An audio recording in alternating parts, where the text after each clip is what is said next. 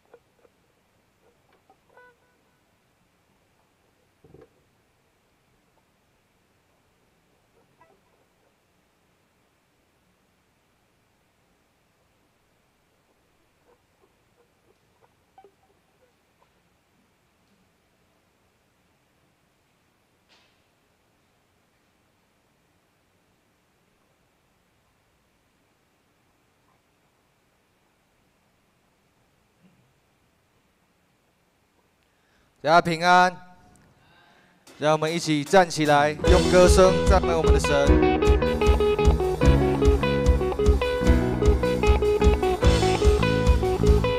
让我们一起拍手。耶和华是我的主，你不知动摇，有耶和华的帮助。 花是我不见，你不知缺乏，有耶和华做我荆棘，必全然得胜。耶和华是我思维的盾牌，是我的荣耀，有时叫我抬起头低声。衣袖虽然有哭泣。 我们的关顾，你是我的磐石，我的帮助。主啊，你是叫我们抬起头的神，你是我们的力量，我们的磐石，我们的帮助。耶和华是我的主，必不致动摇，有耶和华的帮助。 要去谁呢？耶和华是我不争，必不致缺乏。有耶和华做我荆棘，必全然得胜。耶和华是我思维的盾牌，是我的荣耀，有时叫我抬起头低声。 虽然有哭泣，造成我们的关顾，你是我的磐石，我的帮助。耶和华是我思维的盾牌，是我的荣耀，有时叫我抬起头低声。衣袖虽然有哭泣。 我们的欢呼，你是我的磐石，我的帮助。衣袖虽然有哭泣，衣袖虽然有哭泣，造成我们的欢呼，你是我的磐石，我的帮助。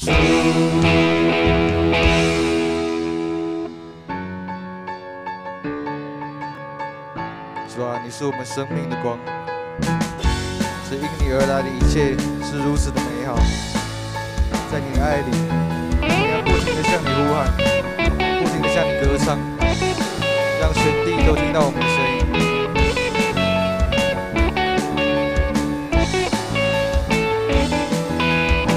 你的爱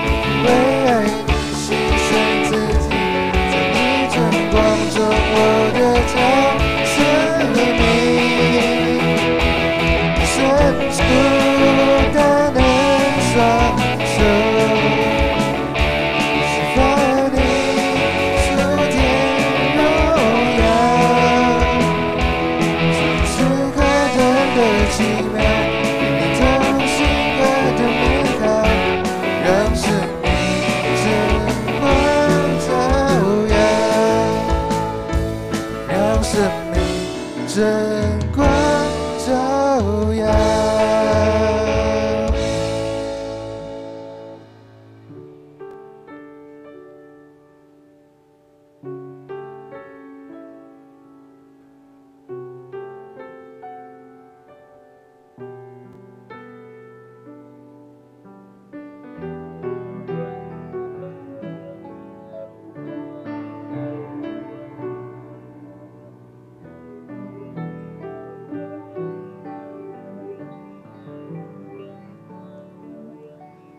创造宇宙万物，统管一切所有，但你却关心我的需要，了解我的感受。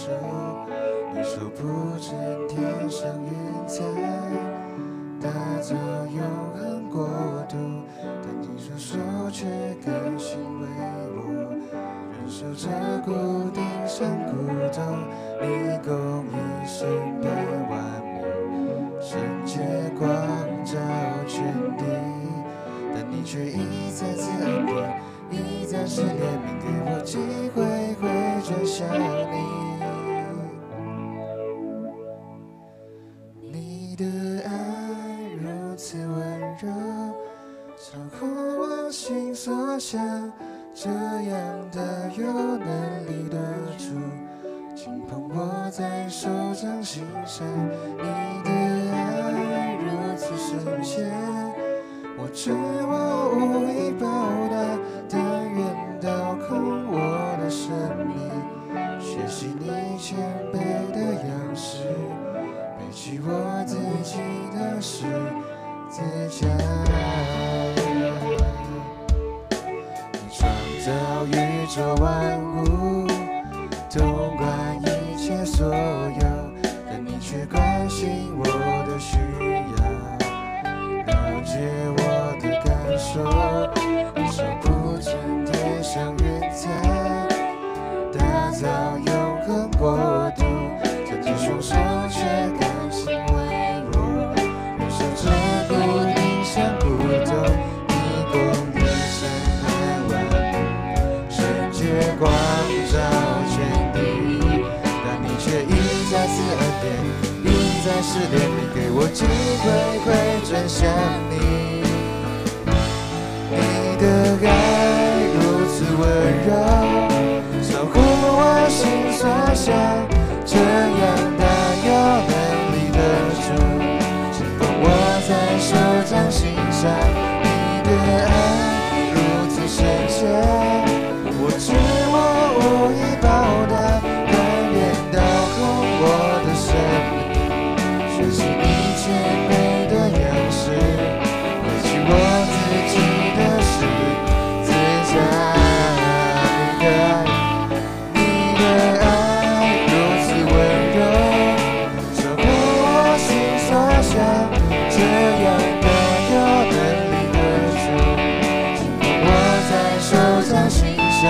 你的爱如此深切，我知我无以报答，但愿倒空我的生命，学习你谦卑的样式，背起我自己的十字架。亲爱的上帝，感谢你赐给我们的一切。我们虽然是如此渺小的存在，你还将你的恩典、你的爱慢慢的充满我们每一个人，让我们不致缺乏，在身体和心灵上都得到饱足。求你继续带领我们接下来的路，我们也要紧紧的牵着你的手，直到永远。还是这样祷告，都是奉主耶稣基督的名，阿们。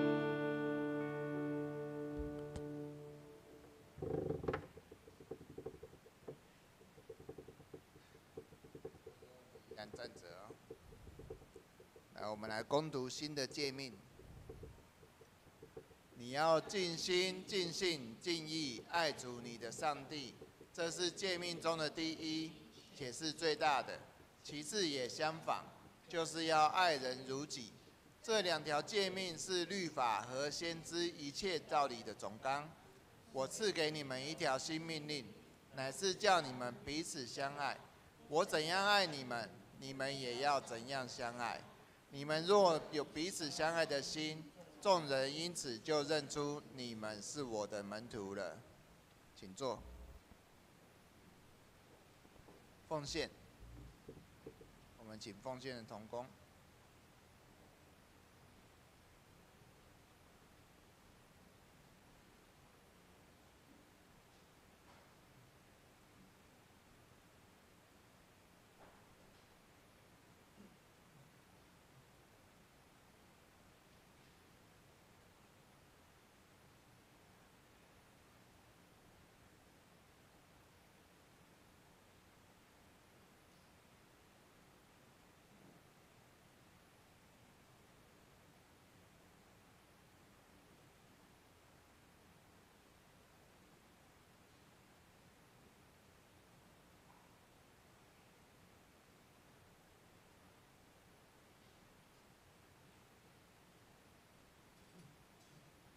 我们一起同心祷告。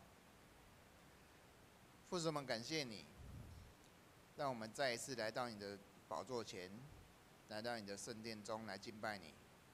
主啊，感谢你在过去1个礼拜，无论在生活上、在生命上，都带给我们充足的丰富。主啊，也谢谢你将平安放在我们的心中，让我们在生活上，无论是工作，或者是在学校，主啊，都让我们能够由着我们自己来感动周遭的人，来荣耀你的圣名。主啊，谢谢你的恩典。我们也希望在接下来程序当中，我们要听到牧师带给我们的信息，关于生命的粮。主啊，因为我们知道你就是那活命的饼。求你保守我们，让我们在待会能够听到一个丰富且感动的内容。主啊，愿你亲自来帮助我们，开启我们的智慧。我们现在奉上我们的金钱，做你的圣工之用，求你悦纳。我们也要用你所教导我们的主导文这样祷告说：我们在天上的父，愿人都尊你的名为圣。愿你的国降临，愿你的旨意行在地上，如同行在天上。我们日用的饮食，今日赐给我们，免我们的债，如同我们免了人的债，不叫我们遇见试探，救我们脱离凶恶。因为国度、权柄、荣耀，全是你的，直到永远。阿们。报告。今天讲到的正道的牧师是新竹圣经学院公关室主任苏正才牧师。愿主兼顾苏牧师手中所做的工，且施恩保守他的家人。原本礼拜后有1楼招待桌有苏牧师的著作《舍我其谁》，不过刚才在一堂礼拜已经全部被抢购一空，所以你们比较晚来就可能没什么机会买到啊。然后我们看第2条，8月3号礼拜六上午9点半到12点15分，台北中会性别公益部举办专讲，以性骚与跟骚的实务案例探讨，如何搜证自保及求助的管道。地点是建成教会礼拜堂，中午备有午餐，费用全免，欢迎会友踊跃到1楼登记报名。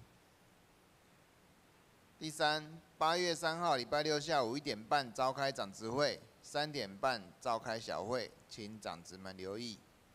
第4，为符合各支法之规范，凡来本会参与各种聚会者，请到1楼柜台签立个人资料，提供告知及同意书。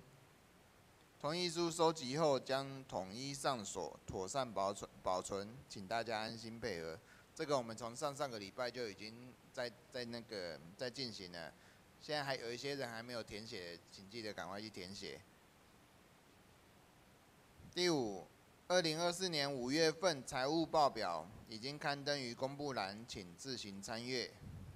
第六，肢体消息：林双耀弟兄的长子林文华于7月8号安息主怀，定于7月22号星期一上午9点于二滨至真二厅举行告别礼拜，请弟兄们代祷，愿上帝来扶持安慰遗族。奉献明细，请自行参阅，如果有错误的，请向干事或会计来订正。我们来看圣经，今天的圣经记载在约翰福音6章24到35节。约翰福音第6章24到35节。这时众人见耶稣和门徒都不在那里，就上了船，往迦百农去找耶稣。他们在海的对岸找到他后，对他说：“拉比，你几时到这里来的？”耶稣回答他们说：“我实实在在的告诉你们，你们找我，并不是因为见了神迹，而是因为吃饼吃饱了。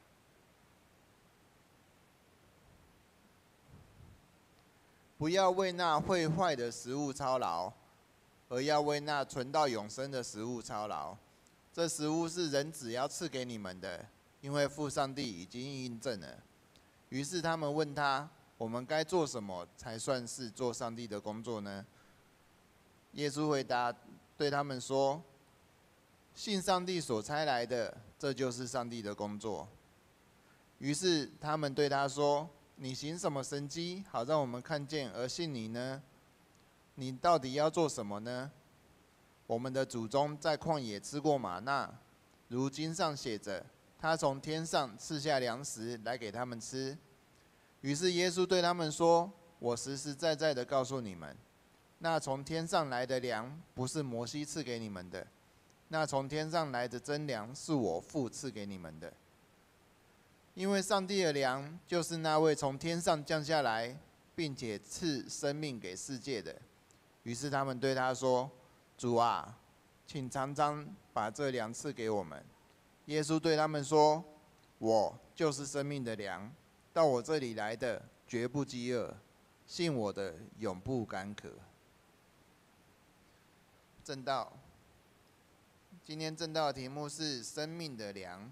我们将时间交给苏正才牧师。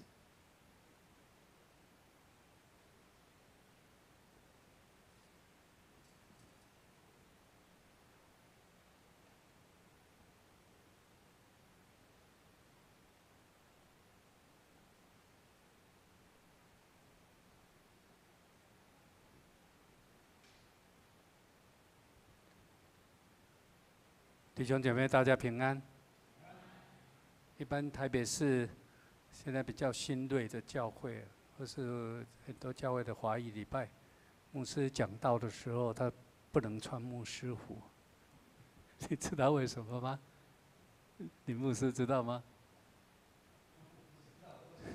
你是？他们说这个是一种阶级压迫。我是神职人员，你们不是。所以你看，有一大部分教会的牧师在华裔礼拜，在礼拜是不穿牧师服的，他可能穿得很炫的，哦，然后很特别啊，希望你忍受我这种老牧师站在这边讲道分享。好，生命的粮，这个瓦苗的米牛，这是台湾话了，我们华语叫生命的粮啊，生命的粮。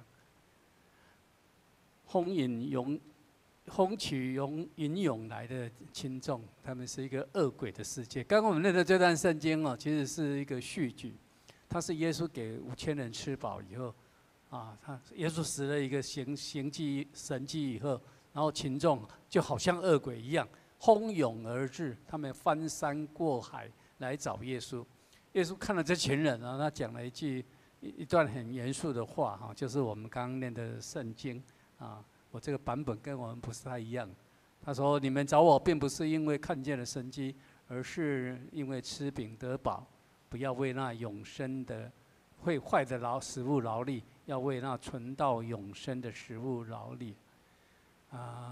你可能会觉得耶稣不知道在讲什么，因为在贡献啊。其实耶稣这句话真正的意思是，好像是说，上帝特别的恩典，我行了一个神迹，让你们吃饱一顿。可是你们一直跟着我，缠着我，令人痛心的。你们想的不是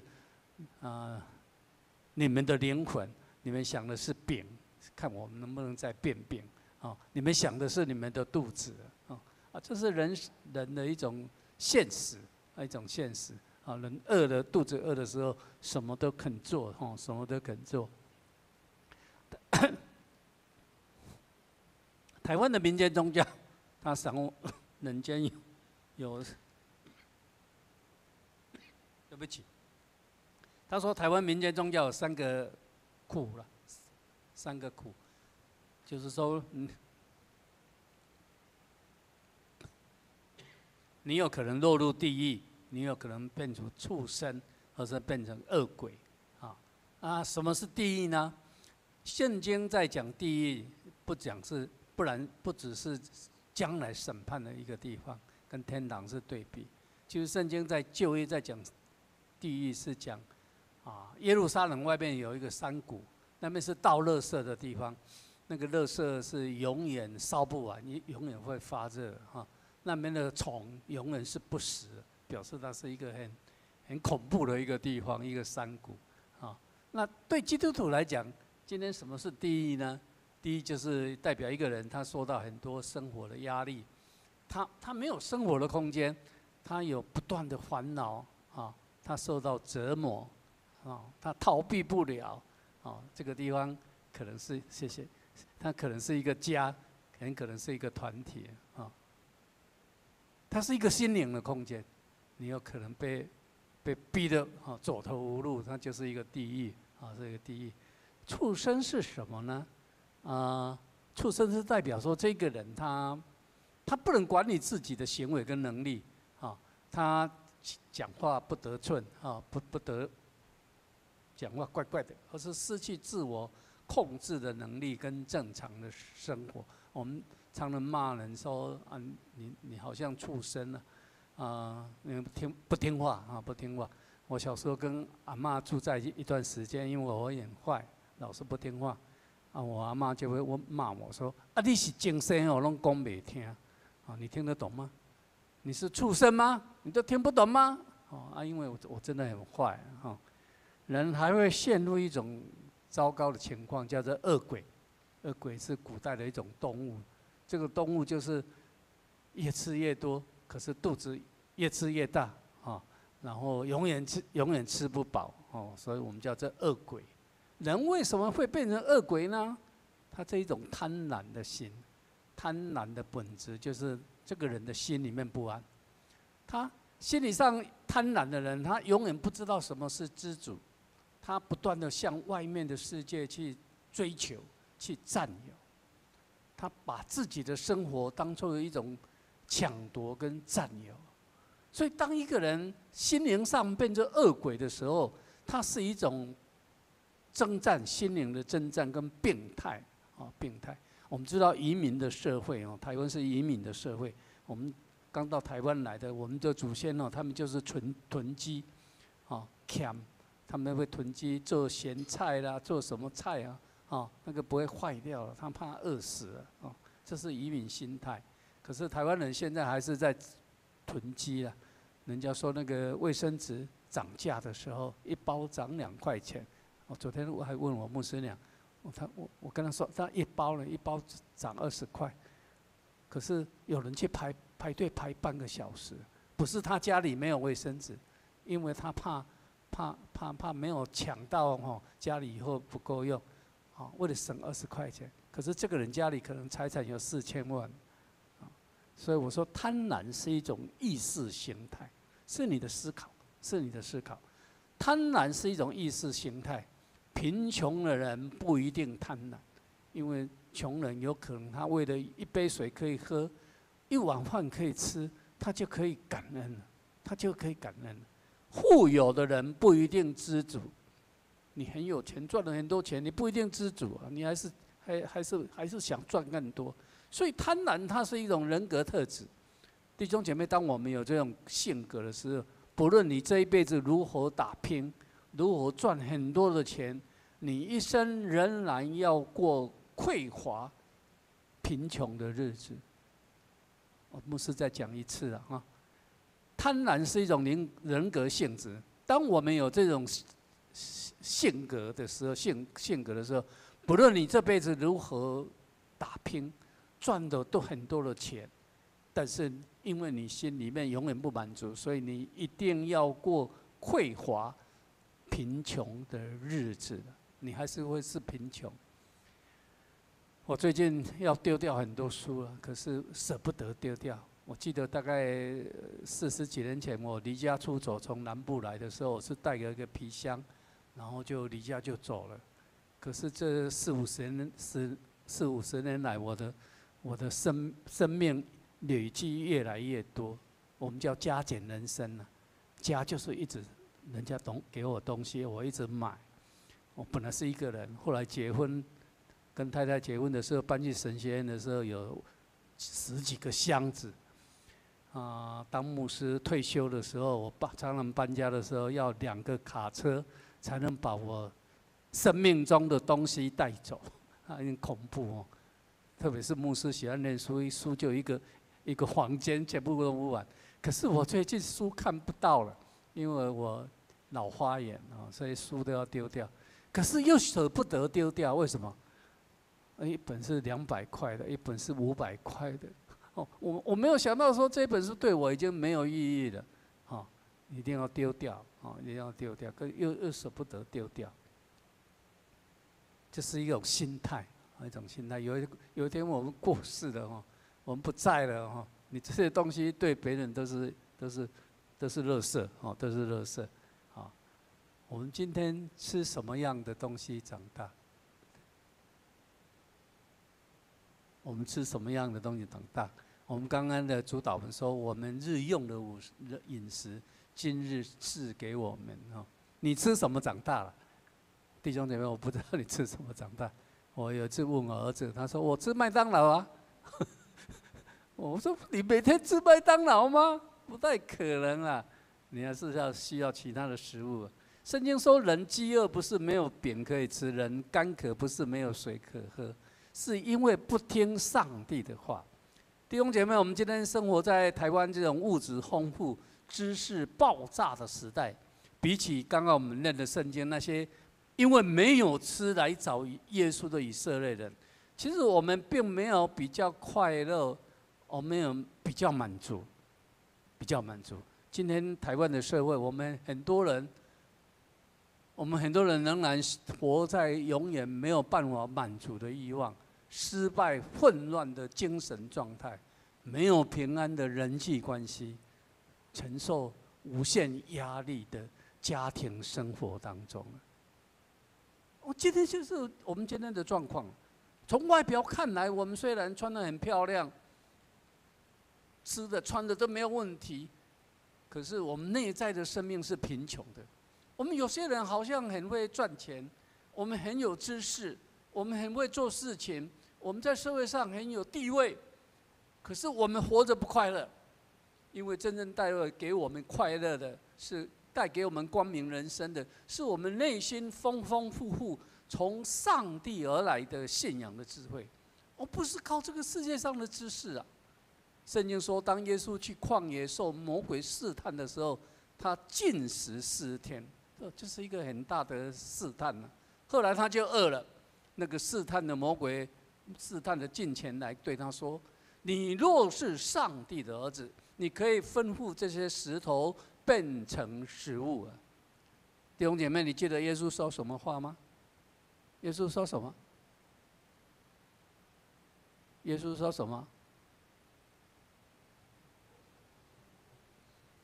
耶稣说：“人活着不是靠食物而已的。”其实他没有讲而已，不是吃饭而已啦，而是靠上帝口里一切的话。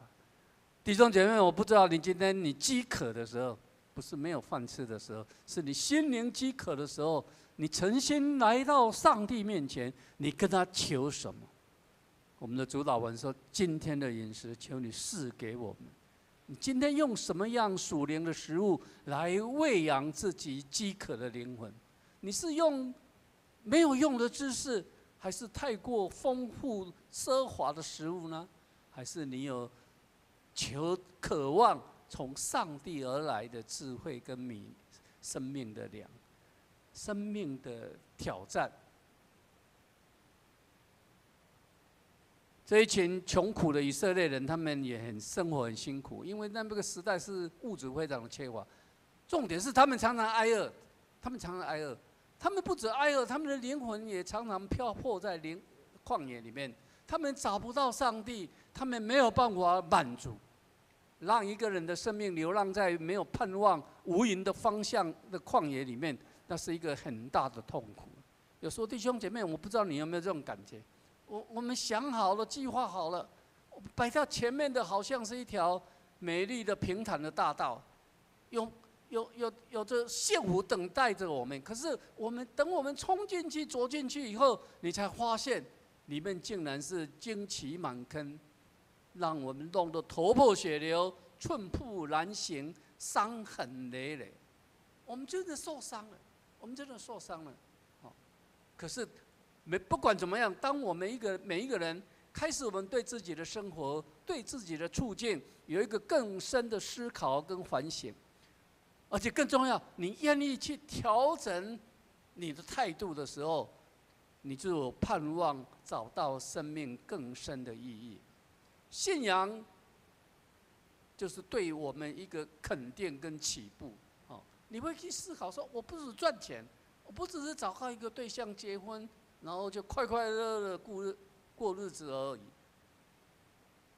我们的生命不只为了吃啦，就好像旧约时代这一群由摩西带出埃及的以色列祖先，他们在旷野流浪了38年，表面上他们吃饱了。我们今天念的圣经说，天上有东西给他们吃，是玛纳。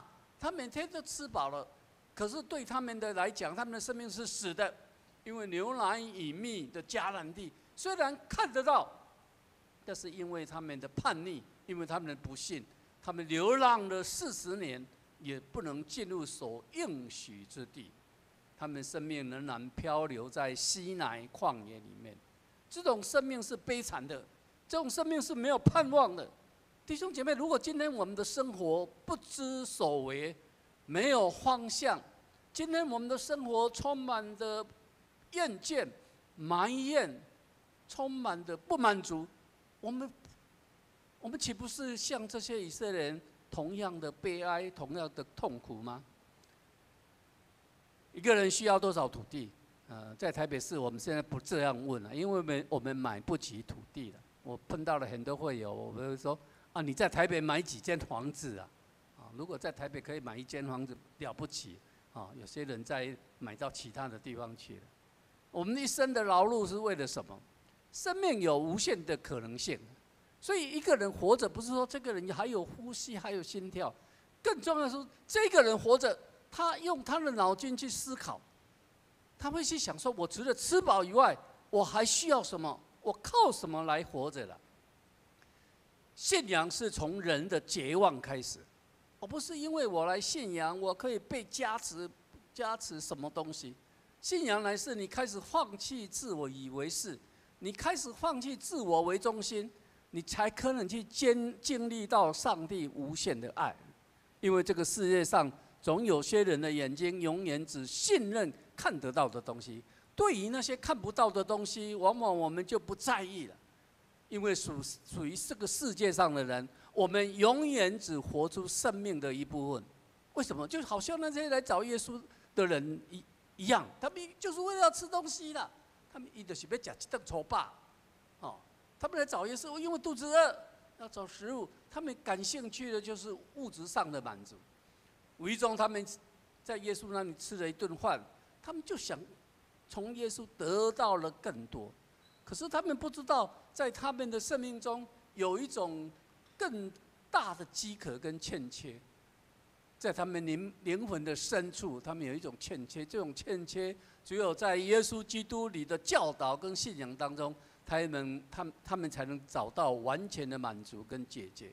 所以弟兄们姐妹，我要问你，你到底在你的努力当中，一生的努力当中，你是为了什么？你得到什么？你失落了什么？你得到什么？你失去什么？这个是一个很重要的事情。一个人到底需要多少土地啊？我们说一个人需要多少土地，这是俄罗斯大文学家托尔斯泰的一个短篇小说。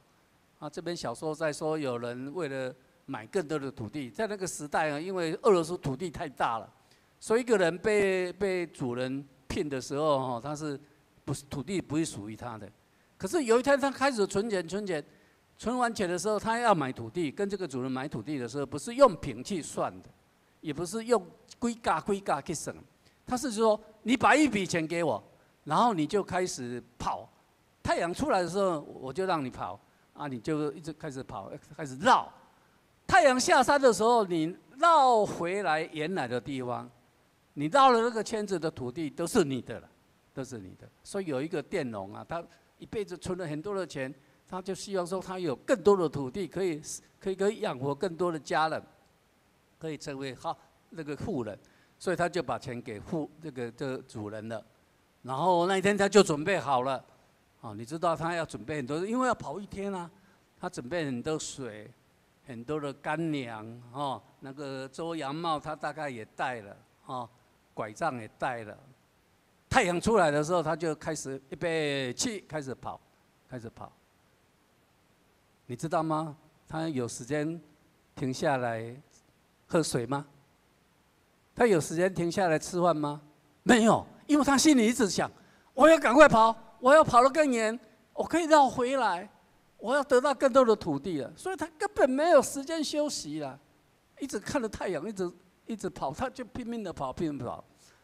终于在太阳下山的时候，他就回到原来的地方。可是他回到原来的地方的时候，他就趴下去就死了。所以这个短篇小说就结束了。短篇小说的结局就是说，一个人需要多少土地？后面最后几句话就是多少土地？他写6尺乘以6尺就刚好我们椅子的大小。所以一个人需要多少房子，多少土地？你去思考看看，这里是哪里？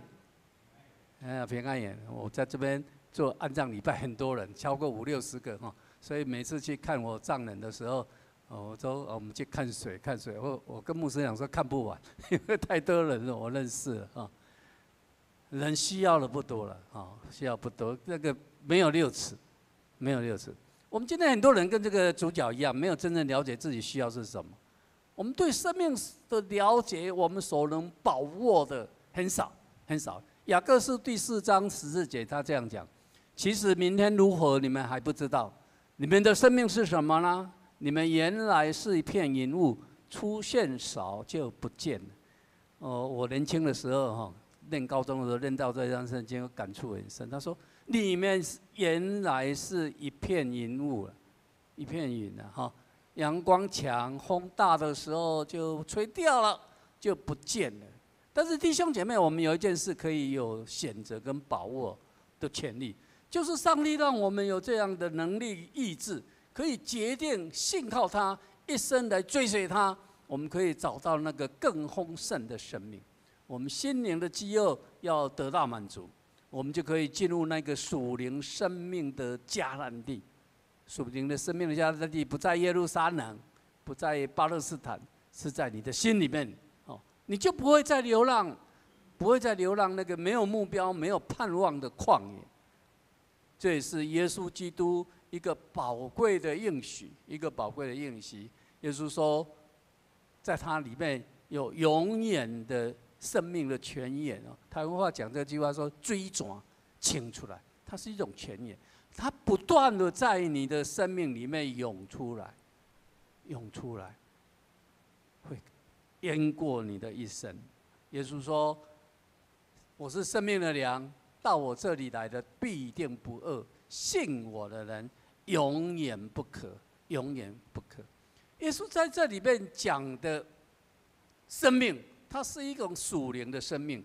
这种属灵的生命是你与上帝的关系，不是你与爸爸妈妈的关系，不是你跟牧师的关系，不是你跟你某个长老的关系，而是你跟他的关系，也不是你在建成教会会员名册到底有没有名字，可以参与选举这个关系。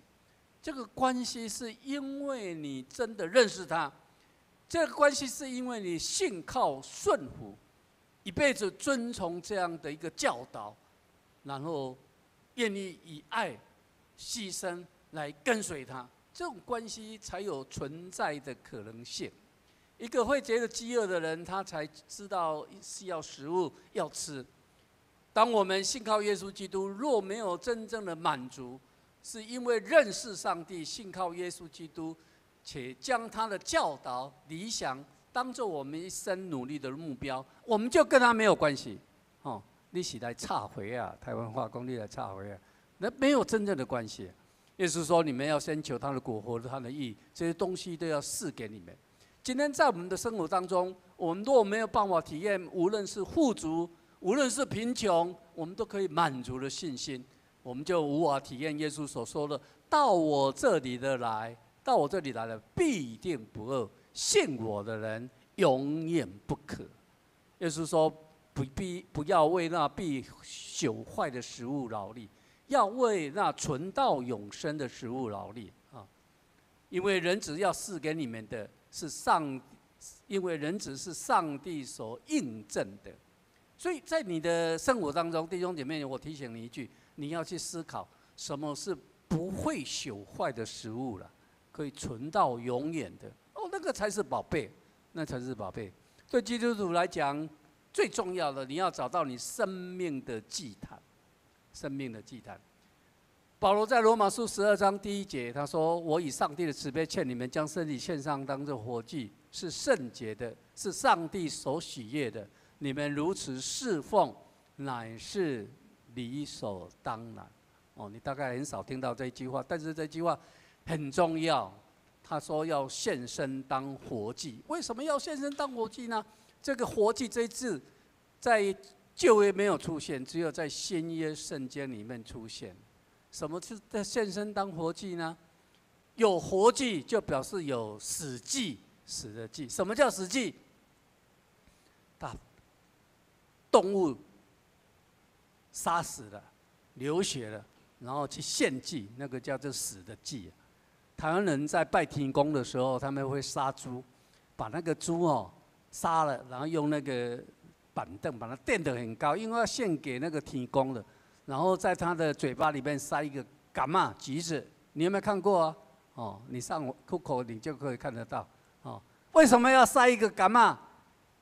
你知道吗？甘愿呐，甘愿啊！他一告甘愿，当然伊唔甘愿啊，因为他是被杀的啊。旧约圣经里面在旧约的时代，他们献羊、献牛，把它杀了。用柴火给它烧，这个叫献祭，献欢祭啊，因为下面有火就是在旧约的时代，台湾是用鸭用鸡也在拜拜，就是死祭。那保罗在讲基督徒要献身当活祭，你有没有听过这句话？很新鲜，很特别。牧师要告诉你什么是活祭了，活祭。我们常说分别为圣，分别为圣不是把我们的生命切割一半，说这边是属上帝的，这边是属我的。我有金钱奉献1/10奉献给上帝，其他的钱是我的我高兴怎么花就我怎么花。我有每个礼拜2个小时来参加赞美团，来唱圣歌队，1个小时来做礼拜。1/68是属上帝，其他是属于我自己的。其实这是错的。活祭的生命是说，你的生命1个礼拜168个小时，1年365天，你的一生的岁月都是奉献给上帝了。所以这样讲，不论你是在看电影，你在郊游，你在喝酒，你在吃饭，你在跟朋友聊天，你在睡觉，你来礼拜堂做礼拜，你所有的生命的所有都成了活活的祭，要献给上帝，要献给上帝。在宗教学上有一个名词叫终极关怀，你大概没有听过哈，这个叫 ultimate concern。终极关怀它是一个名词，就是说，当一个人把对某种事物的追求看得比其他的事更重要的时候，这件事情就是他的终极关怀。那哲学家告诉我们说，终极关怀又分2种，一种是比较低级的，一种是比较高级的。低级的是什么呢？低级的就是我们对爱情的渴慕，对金钱的渴慕，对某一种物品的羡慕，就是物质上的。牧师讲一个笑话，你记得就好了。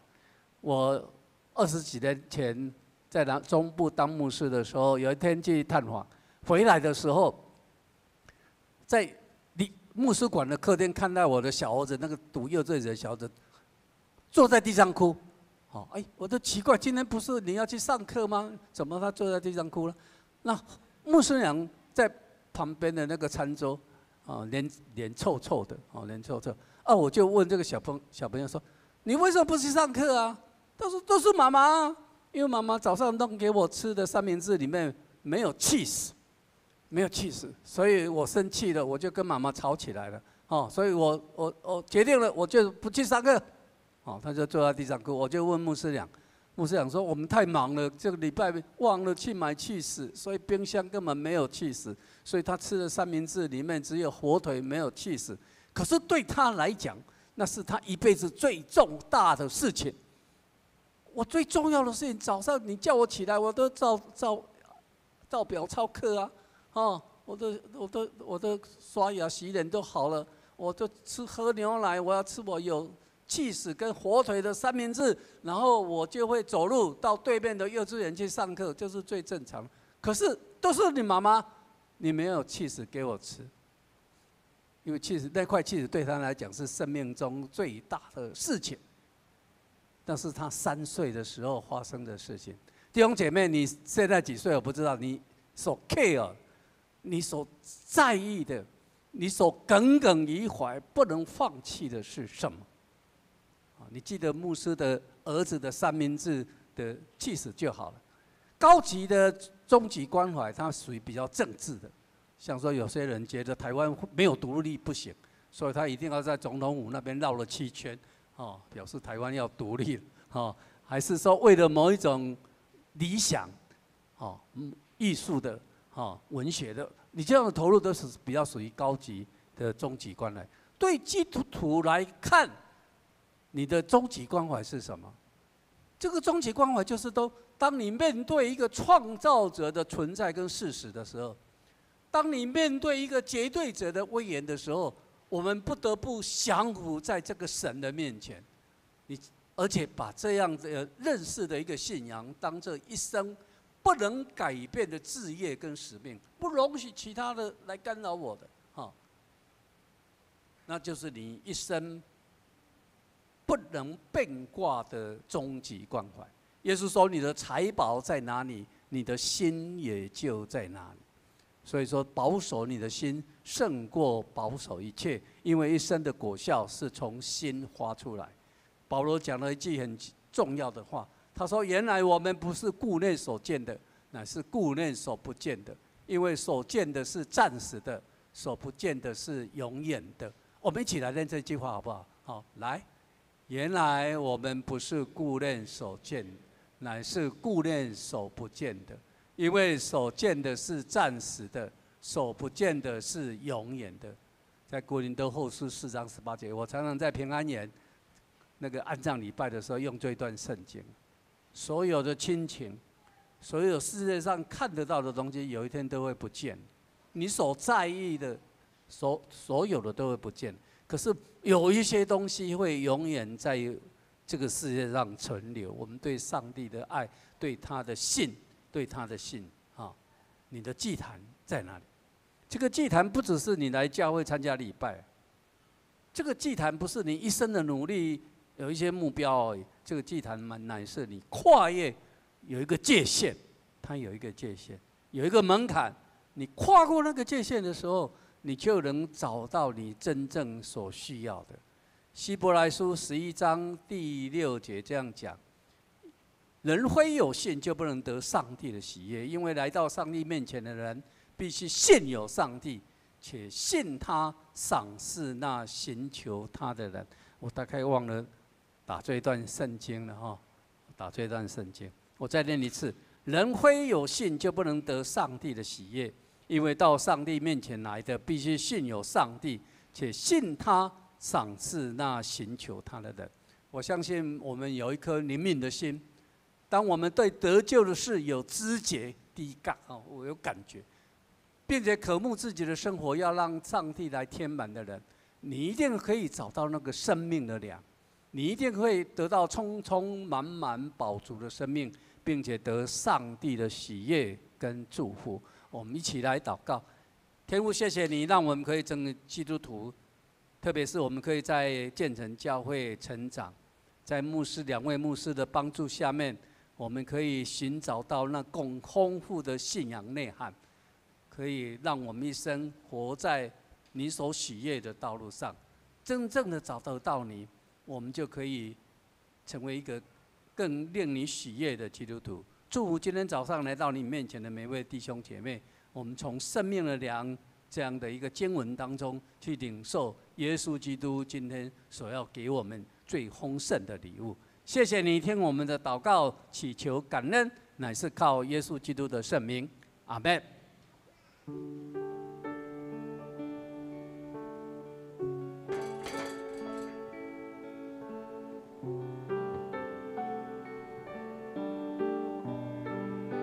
让我们一起起立唱回诗。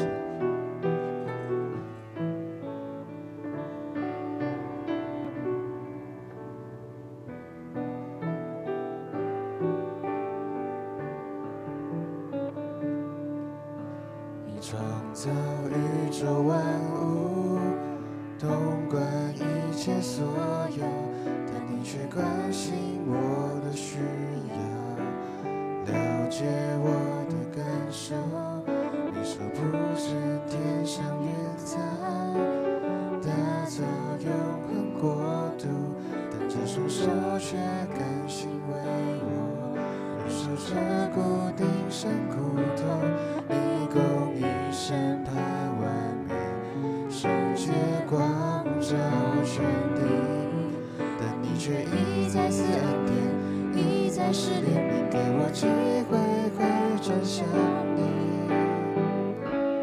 你的爱如此温柔，守护我心所想，这样大有能力的主，紧捧我在手掌心上。你的爱如此深浅，我知我无以报答，但愿倒空我的生命，学习你谦卑的样式，背起我自己的十字架。你的爱如此温柔，守护我心所想，这样的有能力的主，紧捧我在手掌心上。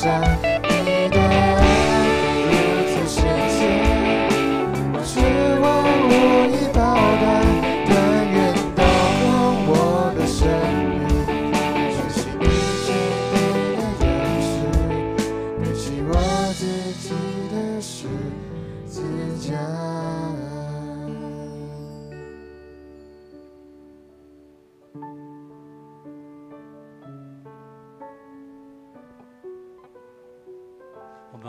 我们一起来领受上帝的祝福。愿主耶稣基督的恩典、天父上帝的慈爱、圣灵的感动引导，与你们众人同在，从今直到永永远远。阿们。让我来唱最后一首歌，带着回家。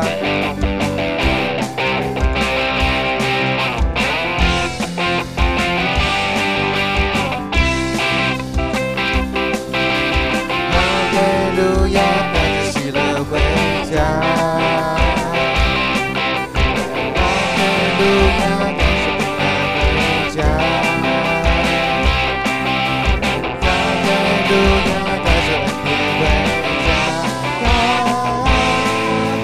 耶稣永远与我同在。哈利路亚，带着喜乐回家。嘿，嘿，嘿，嘿，哈利路亚，带着喜乐回家。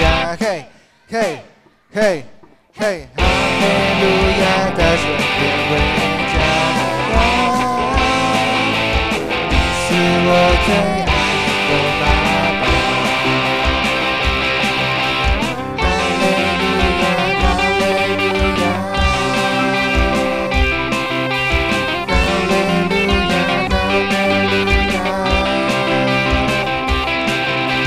哈利路亚，哈利路亚，